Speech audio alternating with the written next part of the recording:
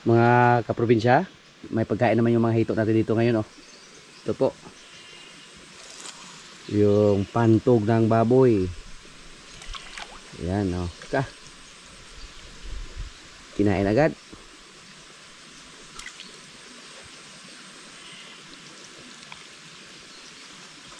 Pantog, baga. Ayan. Ito na. Nakakain naman sila ng masarap ngayon.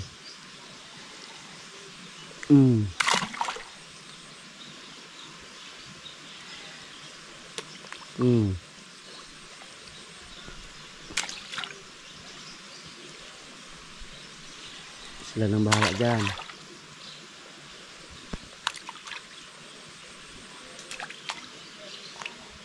Karne yung pinapakain natin ngayon.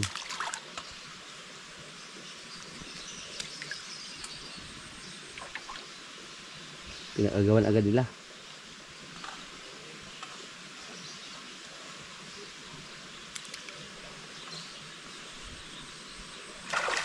Sana.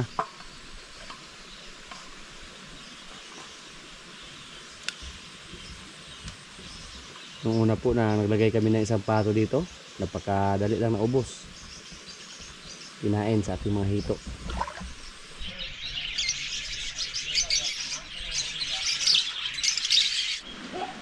Sa mga nakarang video po natin mga kaprobinsya, nakakita po tayo ng krillings dito sa ating pond. Noong una inakala po natin na wala na tayong crayfish. Kasi doon tayo naglagay ng mga crayfish at sinubukan pa natin na magbawas ng tubig doon. Tapos nung naglagay tayo ng crayfish dyan, nagkataon na dyan pumunta yung eel na nahuli natin dati. Inakala po natin na kinain na yung mga crayfish natin. At kalaunan, hindi po namin inakala na yung iba ang crayfish lumipat dito. Tapos may mga krillings na sila. Sa mga nakarang video po natin, 2 krillings po yung nakita natin dito. Tapos hindi magkapareha yung laki nila. So malaki ang posibilidad na marami na yung crayfish natin dito mga kaprobinsya sa ilalim. Siguro lumipat sila dito. At napapansin ko po sa mga crayfish na mga maliliit, parang marunong silang maglakad ba papunta dito. So hindi magtagal, yung sapa natin dito magkaroon ng crayfish, yung sapa namin dyan. Yan o. Kasi yung iba parang tumakas papunta doon. Hindi ko na nga alam sa ngayon kung may mga crayfish na ba na nakapunta doon. Yung una nakikita yung mga kasama natin dito ng isang crayfish na malaki na. Kaya sinubukan natin na bawasan yung tubig doon para makita natin kung marami bang mga crayfish na nasa ilalim. Pero kahit isa or kahit krillings wala kami nakita. Pero kagabi hindi namin inaasahan na makita namin yung 2 krillings dito. So dito po, hayaan lang natin sila. Hayaan lang natin to ng mga ilang buwan. Hindi lang natin galawin. Tsaka natin galawin pag sa tingin natin na marami ng crayfish. Subukan natin na mag-harvest ng crayfish. At tikman natin. Kasi sigurado po ako ngayon na may mga crayfish pa dito na mga malalaki. Kasi yung nakita namin na mga krillings, hindi magkapareha yung laki nila. 2 lang naman yung nakita natin, pero alam po natin na may mga kasama sila or kapatid. Yan.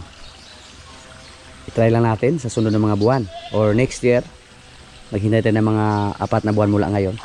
Tsaka natin tingnan yung pan natin dito.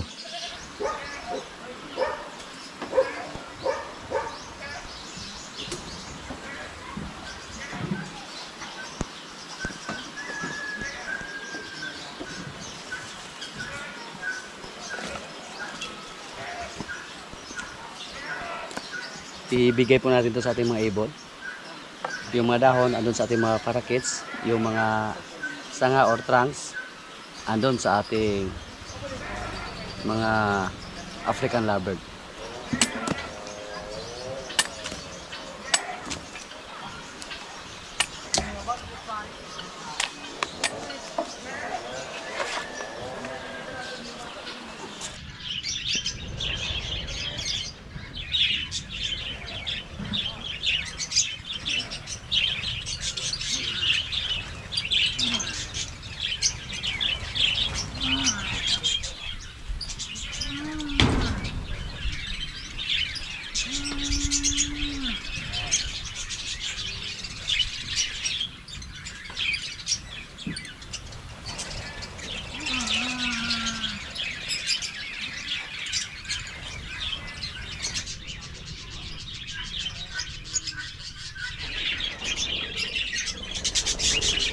Pangkos natin oh. Walang tigil sa pagdami mga kaprobinsya. Pero may napapansin ko tayo dito. May isa na lalaki oh. Parang may dugo yung tuka niya. Siguro may gusto sila palayasin sa mga itlogan dito. Mga inakay siguro. Na wow oh. Wow. Ang dami oh. Apat yung laman sa isang itlogan. 5. Ito yung pinakamaliit oh. Yan. Yan. Up. Gamay kayo.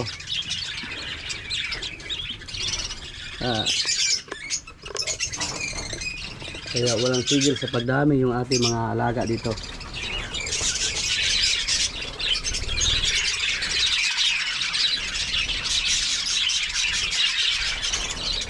Yung isa dito.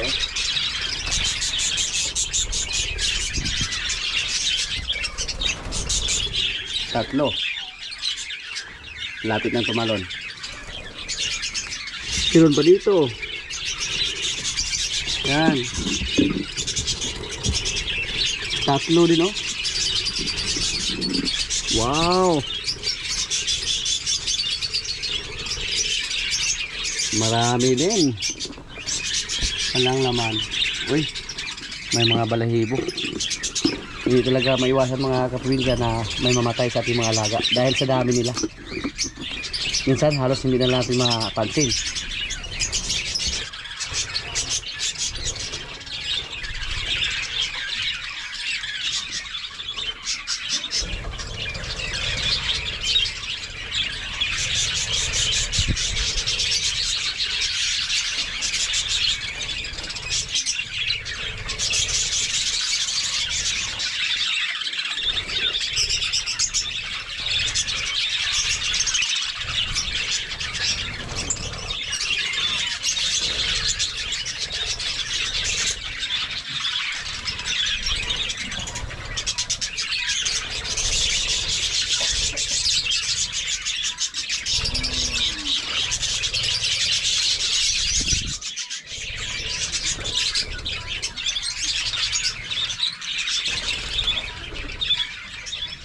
Ngayon naman, bigyan natin ng pagkain yung ating alaga unggoy. Tingnan natin kung alin dito sa dalawa ang pipiliin niya. Yung tinapay na binangkal o yung tubo. Ayan ah. Hello goy. Yung binangkal yung pinili niya. Hello goy. How about ito goy? Ito goy. Tubo. Tubo yung una yung nakuha. Gusto din niyang kunin yung binangkal oh. Sige. Matakaw sa pagkain yung ating alagang unggoy oh. Inuna niya sa pagkain yung binangkal na tinapay. Masarapin goy. Supod mo ka ang lungan ng unggoy yan eh. Siniguro yung binangkal. Kaya ito, hindi tayo mahirapan dito sa pagbalat. Maingat siya sa pagkain oh. Inakalag siguro niya na may balat yung tinapay na binigay natin kasi may katigasan niya ng kunti. Ubusin mo yan boy ha. Subukan natin na kunin yung tubo. Tingnan niyo po yung paa oh. Yung isa nasa binangkal, yung isa nasa tubo, yung isa oh grabe. Tingnan natin agawin nyo. Oh, ayaw ipagaw. Oh. Tingnan nyo po. Oh. Galit siya pag kunin natin yung tubo. Goy, kunin yung tubo, Goy. Oh. Ayaw ako ani. Oh, looy kayo mga kaprobinsya ba? Parang naawa tayo sa kanya.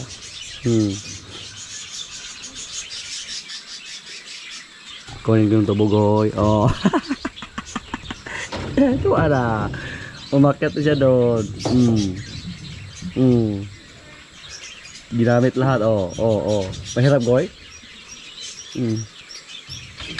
Okay. Huwag kang maalala. Ubusin mo yun ha. Oo. Oo. Oo. Oh, ganda kapastada gid siya oh. Nasasarapan siya sabi ng mga probinsya. Pati yung tubo, gustong gusto din niya oh. Ha. Naaliw ako sa kanya. Dati po maraming nagsuggest na pagkawalan natin yung ating unggoy. Hindi yan pwede pagkawalan mga kaprobinsya kasi parang sanay siya sa tao. Delikado pag pagkawalan natin sa gubat tapos mahuli siya ng ibang tao na walang pangulam, baka katayin pa siya. Goy nga, na-rescue lang natin siya kasi gusto na sana siyang katayin. Na-rescue natin siya, sinabihan ko po na wag mong katayin para alagaan ko na lang, instead na katayin nila. Yan po ang istorya tungkol kay Goy. Kasi minsan may mga nabasa tayo na comment na pagkawalan natin si Goy, mahirap na yan pagkawalan. Pag pagkawalan nga natin siya, makipaglaro siya sa ating mga aso dito. Pero yung mga aso natin dito na nasa labas, inintindi lang siya. Tinuturing siya na kaibigan, hindi siya inaway. Pero pag sa ibang aso, delikado yung alaga natin. Kaya pag pagkawalan natin siya, kahit dun pa sa gubat, delikado si Goy. Kasi hindi siya matakot sa tao, at saka hindi siya matakot sa aso. Baka mahanap siya ng mga aso, malasgasya pa siya. Seryoso si Goy na kumakain ng binangkal, pero pag kunin natin yung tubo niya, nagmamadali, lamit juga ay ng binangkal lagi. Sabi niya masarap yung binangkal.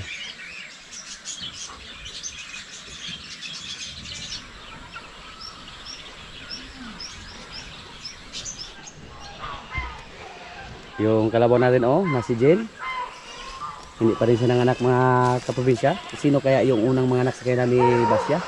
Kasi si Basya, nagpa-trailing siya ng gusto. Kahit may mga lumabas na sa kanyang ari, isa sa mga palatandaan na malapit na siya mga anak. Pero hanggang ngayon, hindi pa siya nanganak. Yan.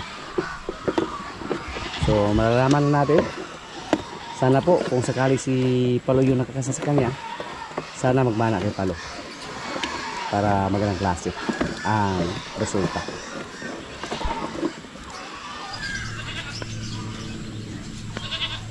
Pagod si Palo dito kasi araw-araw siya naghila ng torusa, naghila ng kumpay para sa ating mga alagang baka. Si Jin hindi muna namin ginamit kasi malapit na siyang mga anak. Tingnan po yung katawan ni Palo, kahit pagod siya sa trabaho pero hindi siya pumayat. Basta insakto lang sa kain, walang problema. May mga grapata si Palo. Ay gagmay sa. Oh.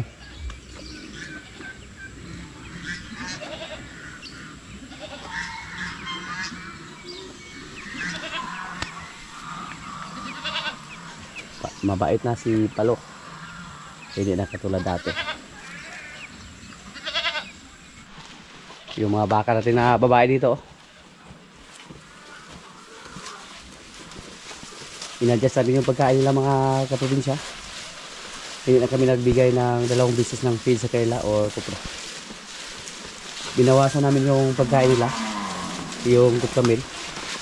Dati po 2 beses kami sa isang araw nagpapakain ng kupramil.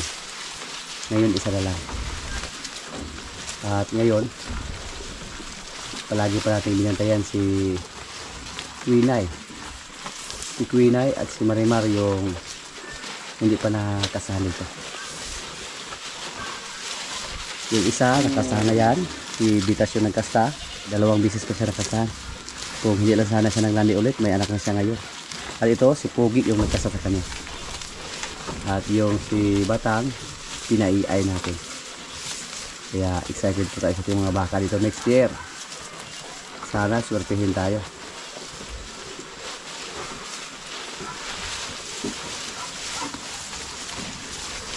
Malakas kumain si Marimar kahit dahon lang ng tubo, pero malakas siyang kumain. Kung sakaling mahiwalay natin si Marites sa kanyang nanay, at masanay na siya na may tali, ilipat din natin dito si Martis para may mga kasama siya. Apat sa ating mga baka na expected natin mga anak next year. Sa ngayon may siyam tayo na baka na babae dito sa ating area. Pang siyam si Martis.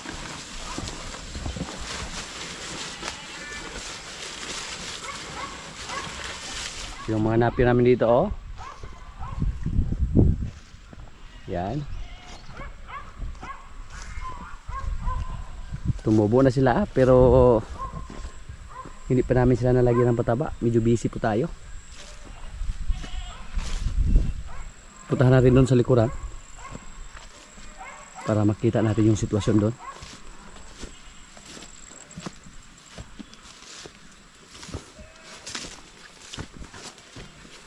Ito po, pag malagyan natin ito ng pataba, mga 1.5 buwan mula ngayon, maharvest natin ito.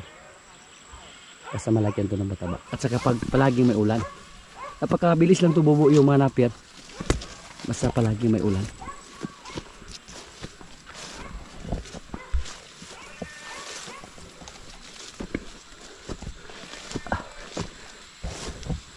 Yan, oh. Wow.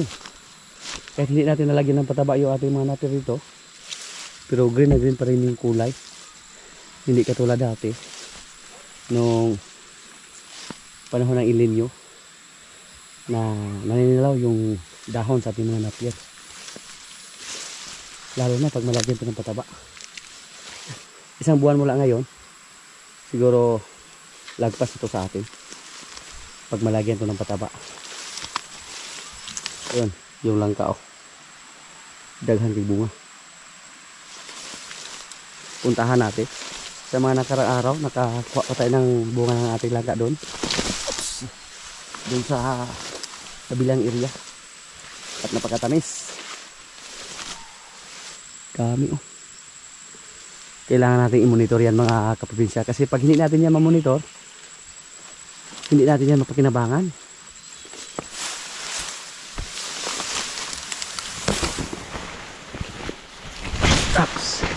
Yan po mga kaprobinsya, oh.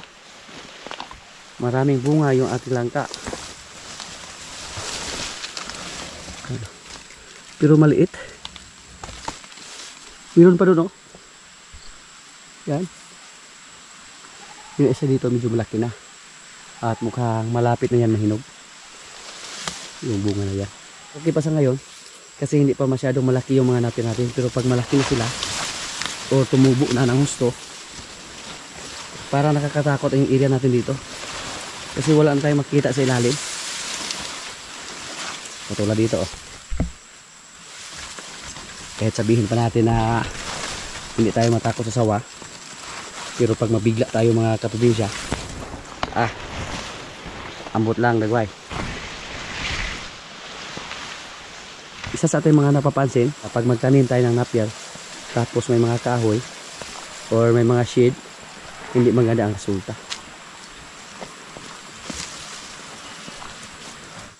Maganda sana itong gawing silage kung hindi pa mahirap yung paggawa ng silage. Pero nang nasubukan natin na napakahirap yung pag-compact, sumuko tayo sa paggawa ng silage. Yan po ang update sa ating mga napier dito. Mga 1 buwan at kalahati mula ngayon, pwede na yung harbisin. Halo-halo lang yung napier at saka mga damo. Inayaan lang namin yung mga damo na yan kasi pwede din yan ipakain sa ating mga alaga. May langka po tayo dito mga probinsya, oh. Tinanim po natin yan pero wala pang bunga. Pinutulan natin yung isang langka dyan at ito kailangan po natin putulan. Ikapon po natin. Marami na po tayo natanim dito, mga niyog, langka, may mga rambutan, may lansones, may orange, may kalamansi. Yung isa nating puno ng kalamansi doon, napakinabangan natin. Ito po mga kaprobinsya, oh, yung tanim natin na rambutan, malaki na. Pero yung iba hindi nakasurvive. Ito po, oh, makakot po ito pero yung karugtong niya parang namatay. Yung sa ilalim lang nagkaroon ng saha or sanga, yun po ang nag-survive. Pero yung markot or karugtong, yan o, walang pinta.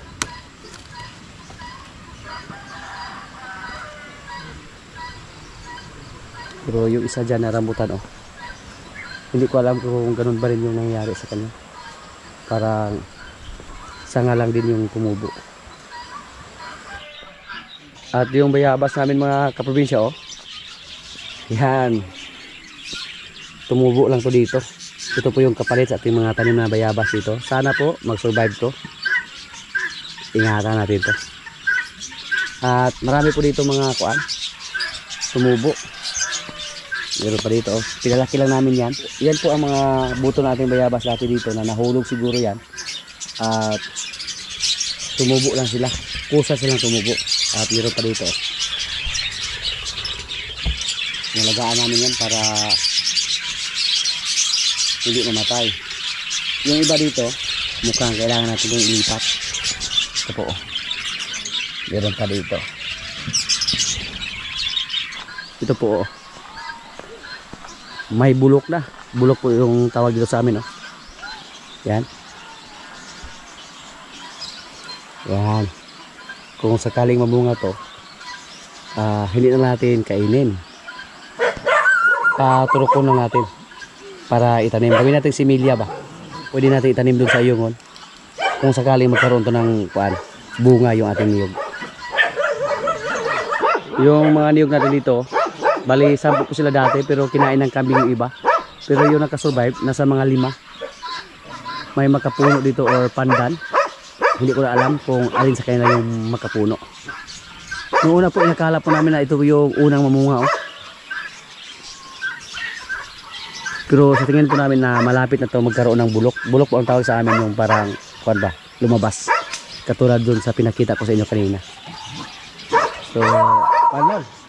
Mga 3 years lang mula sa pagtanim. Si Marites oh, nakalabas doon sa bakod. At wala na siyang balak na bumalik pa doon. Pag siya ay makalabas, dito agad siya pumunta. Minsan doon sa ating mga alagang baka na buntis, nila ni Basya at yung pula. Mahirap papasukin doon. Ganyan rin eh. Pinaglaruan lang si Dodong ni Marites. Ito kasi dito, bisig saan ako bugtaw, di kita ako mabugtaw dyan. Oh, oh. Marites. Oh, oh, oh. Palayo na po. Inakala siguro niya, yun po ang nanay niya oh. Kasi puti oh. Oh. Dangag kain ng bakahan eh. Nanagan kain eh. Yung tanggol sa unga, dali mo kay pasudlon sa Marimar.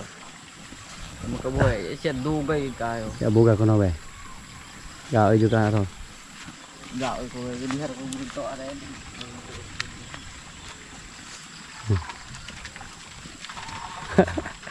Pinaglaruan si Dodong ni Marites. Lutaason man ti kaya Marites ka. Hulog ka ron di ates. Patay. Uy.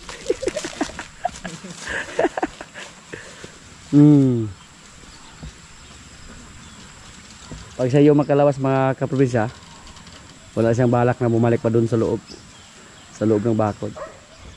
Mga kaprobinsya, walang swerte yung isa nating baboy na may ear niya or sa Bisaya pa kuan lukgot.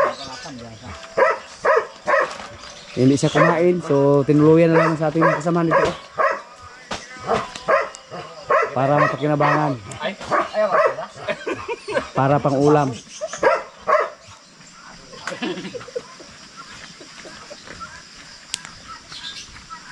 Nagpakulo na kami ng tubig para linisan. May ulam pa kami dyan na paklay. At ngayon, may paklay na naman. Parang palaging may pista dito sa amin. Ang grupo? Palaging may lasing. Walay kuan tupa-tumpa. Pero sa ngalan anang Mobertek dayong muhunong yung Mobertek na pod. Papel pa rin. Muna eh, ko. Unsa na? Papel. Mayong sigihon nila. Papel na. Sapat na ato. Buti papel ba? Ako amigo nga di bukag baboy. Bas Hindi mo ka ba? Basta butakal. basta butakal dayron. Ora bigal man to. Oh. Butakal po. Bay bitong kabay siya mo na kolong tao ba. Muna sa biji. Sabay ka siguro. Busy yung grupo?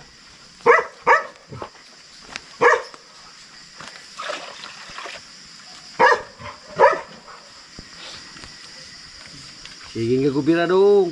Ako bira na po ni. Kisay hubog na, kisay hubog. Bay bitaw gihubog pa ni. Gihubog ang by bird passer? Okay ra. Mga kaprobinsya, kaya na po. Yan po yung ulam namin, oh. Baboy. Paklay. Yan po ang paklay na kinatay namin. Noong una. Marami kaming ulam ngayon. May kanin. Lord, maraming salamat sa pagkain. So, kain na.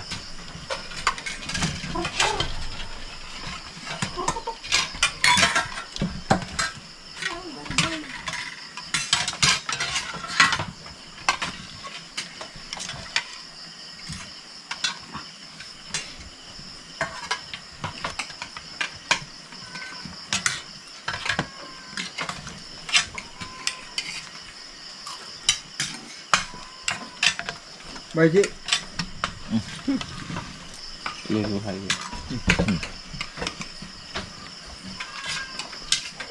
Biji.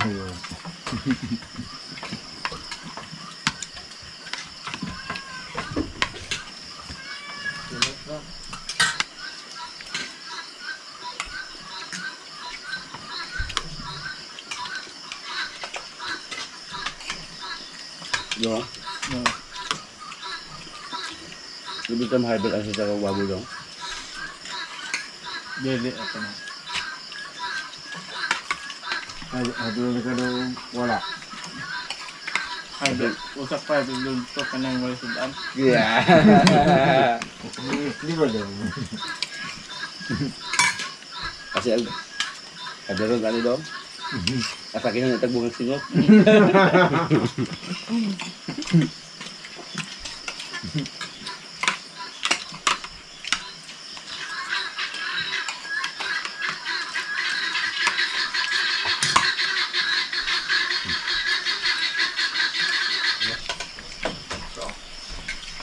Ano? Mga salamat.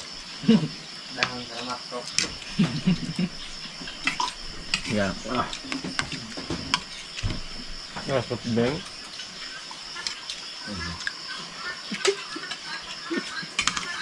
Katulog. Makatulog ra mo aneng ginya. Wag ka lang sa no. Ngaro no. Tulog. Yo. Kamu tahu sulak.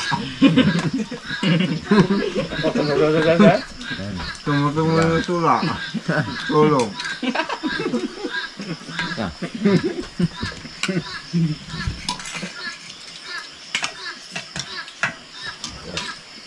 Kau ni sa. Kasi mo yan. Ay. Coba. Kau. Kan.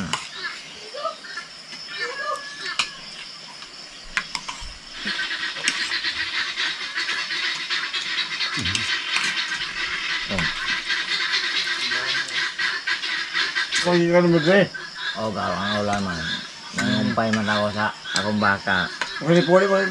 Sa nasulog ko, wag marana ko, wala na. Ito ay, wala, luto na ito ang Edson. Di na ako abot. Wala ko uban. Ang koyo punta ko, wala. Kaya hindi kayo group.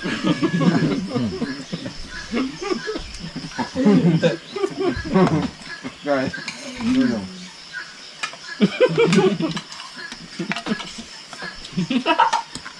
Nari ko din. Grupo Wala biyaan. na mo. Mao ka daw. Naglutulot pa doon. Pag kana ko wala na Biyaan. mo. Grupo biyaan. Namiya dyan ka. Mao ka daw. Wala na. Kana Mau sila. mangot. Kau juga kumasayo. Tapos Nicole, lapin siya. Kamula po ko sa gibati Nicole ito na. Ha? Ampun yun. Mao.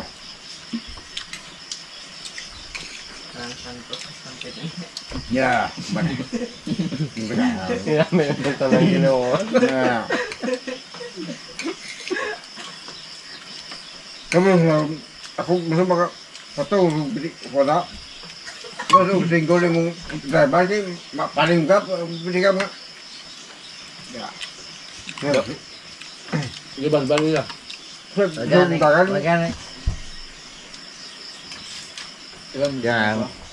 Tapi na tanya di ka hubog. Ito rato nila. Nama ka pakita. Nay, Mayor Latigo. Oh. Saya baca Mayor Latigo ba? mag Saya paubos ka, Jod. Mm. Paubos ka. Mm. Siapa yang aman jaga. Ay. Mali pa yung miyo. Tahu na. Non ha. Tahu na ako. Kami kadi naman. May pwede mo yun. Non. Ya patakal ka. Ya. Ya. Dinangag. May pwede kayo na mayroon nga pikas mo ka. Ha.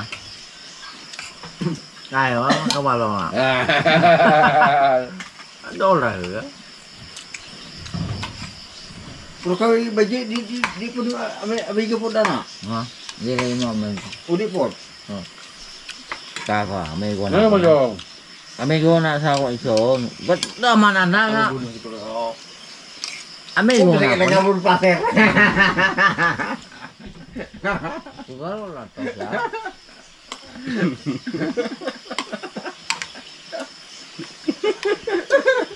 Balik na ako. Kagid na.